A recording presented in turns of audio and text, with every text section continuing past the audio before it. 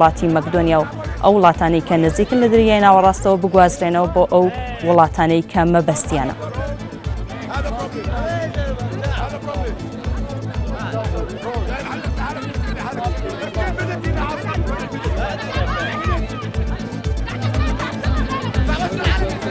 ماژەم پێکرد ئەمە ژمارەیەک لە پەنابەران کە لە وڵاتی مەکدۆنیا ماونەتەوە لە ئێستادا پاسی تایبەتیان بۆ دابین کراوە بۆ گواستنەوەیان بۆ ئەو وڵاتانی کە مەبەستیانە پێی بگەن. دیارە ئەمەش دوای ئەوە بوو کە منداڵێکی خەڵکی سووریا لە ئاوەکانی دەریای ناوەڕاست بە ناوی ئایلان کوردی کورد بوو ئەم مناڵە و خەڵکی شاری کۆبانێ بوو لە وڵاتی سووریا لە کاتی دەرچوونیان بە وڵاتانی ئەوروپا لە ئاوەکانی دەریای ناوەڕاست داخنکا و ئەمەش بوو بە هۆکاریەوەی کە وڵاتانی ئەوروپا دەرگای زیاتر بۆ پەنابەران بکەنەوە و بتوانن بە ڕێگەیەکی تەندروستتر بگەنە ئەو وڵاتانەی کە مەبەستیانە.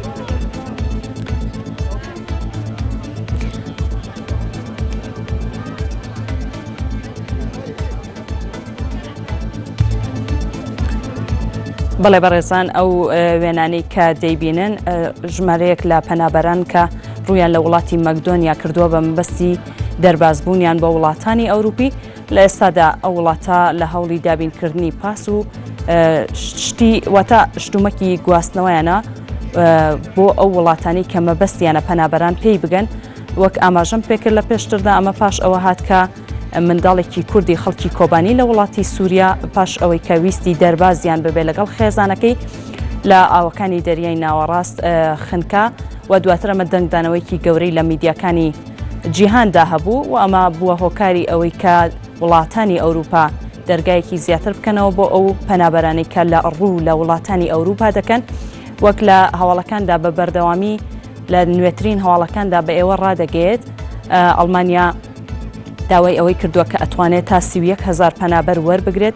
هەروەها وڵاتی فەڕەنسا ئاماژەی بەوە کردووە کە تا ساڵی 2020 نزیکەی 20,000 ئاوارە یاخود پەنابەر وەرئەگرێ بە وڵاتەکەی. هەروەها وڵاتی ئوسترالیاش ئاماژەی بەوە کردووە کە ئەو ڕێژە دیاری کراوە کە ساڵانە بە 13,500 پەنابەر دەخەمڵێنرێ زیاد بکات و 10,000 کەس زیاتر وەربگرێت. هەروەها ژمارەیەک لە هێزە ئەمنیەکان دەبینن کە هاوکاری و ڕێنیشاندەری پەنابەرانە.